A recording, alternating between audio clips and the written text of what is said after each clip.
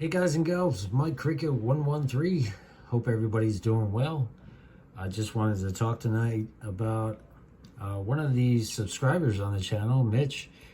He just told me that he's thinking about taking his technician license, which is awesome. I'm really excited about that. His amateur radio service license. Going to study and pass that test and become an amateur, and that's so awesome. That was what this channel is all about, is inspiring others to get into all forms of radio hobbies, you know. And Mitch, he does CB, which is awesome. I believe GMRS, I'm not positive on that, but still, regardless, he's thinking about and hopefully already studying for his technician exam.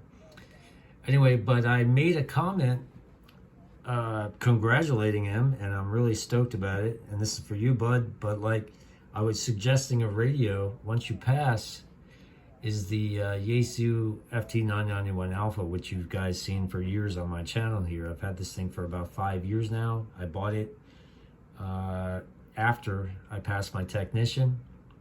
I was running a Baofeng before.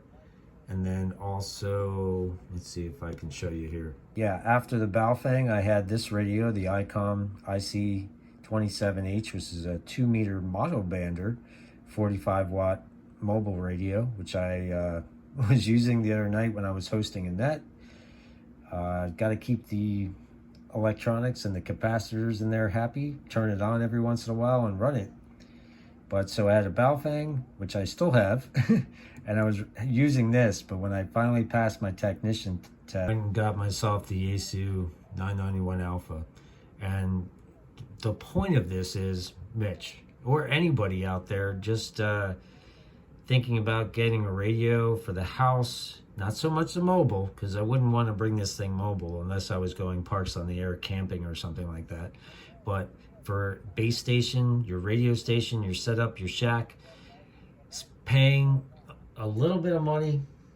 Actually, it's a lot of money, but it's not a little bit of money that will last you forever and have everything you need as an amateur radio operator right out the door, especially as a technician. So like I said, it's HF, VHF, UHF, all modes. So that's AM, CW, that's Morse code, FM, upper and lower sideband, and Yaesu's proprietary digital voice, which is C4 FM, kind of like ICOM has their DSAR. And then also it's already has a sound card in it, so you're already set up. All you got to do is link up your computer to do and download certain programs for FT8, for FL Digi, for Vera, all those digital modes that a lot of them I don't even do. So I'm a rag chewer, people, and that's why we have the channel.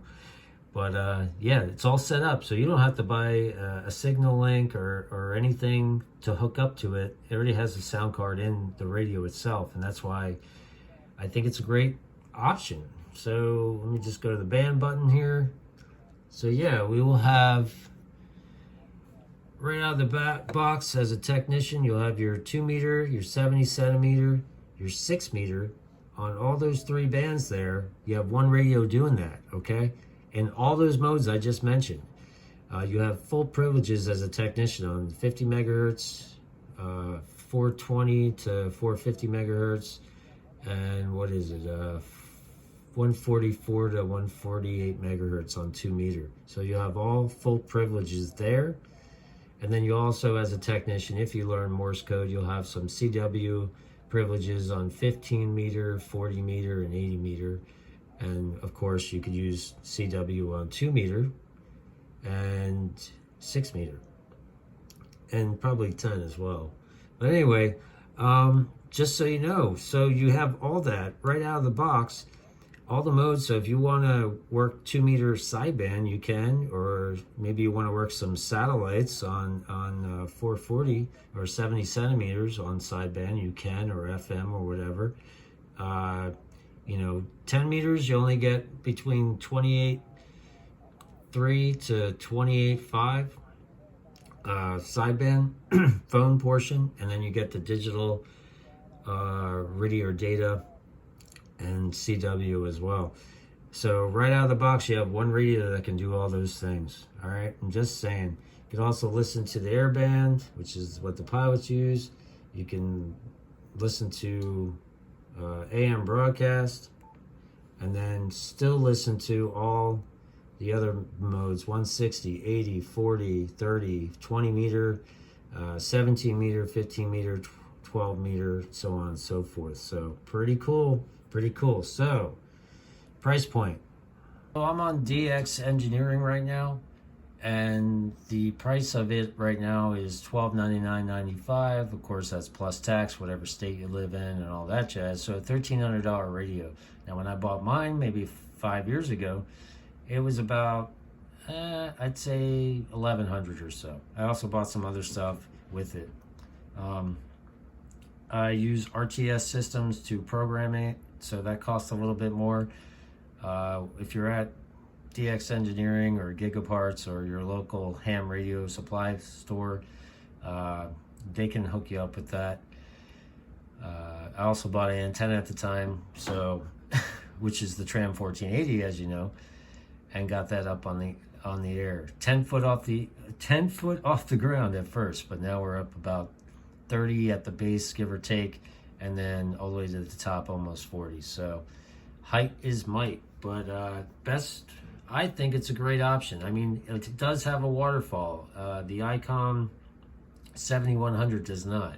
That's a mobile radio. You could also use it as a base as well. Any mobile radio can be a base, but just to be able to have your amateur radio technician license, or whatever grade you're at, if you pass general, if you study for both and you pass, you're going to be playing radio right out of the box with one radio. And that's why I suggest the Yaesu FT-991 Alpha. So yeah, that's my suggestion. Now, there is another one that they made just recently. It's the Yaesu FTX-1 Series, which is an all mode radio. A little fancier waterfall, if you're into that kind of pizzazz, whatever. It's 100 watts or 5 watts. Can be a base or a portable, so it does have an internal lithium battery that you can take when you go SOTA, which is summits on the air, climbing a mountain, getting on the radio, or POTA or whatever. Or you could use it as a base at home, but you can see that price point there. It's $1899.95. So if that kind of, if you got the money for that, great. But, you know, if that shakes and rattles your skull a little bit, then I suggest the 991 Alpha. So that's the video. Hope everybody's doing well. Talk to you later. 7-3.